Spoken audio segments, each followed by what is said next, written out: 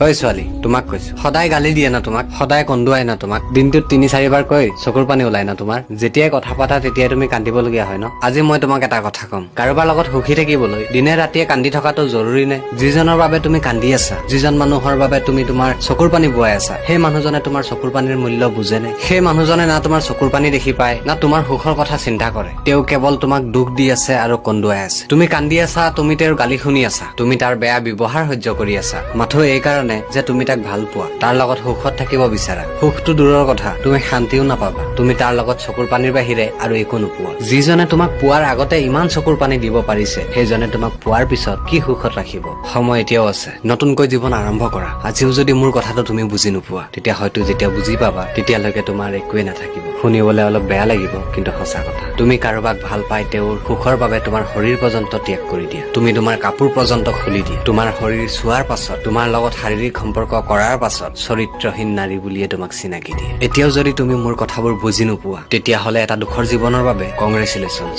ধন্যবাদ।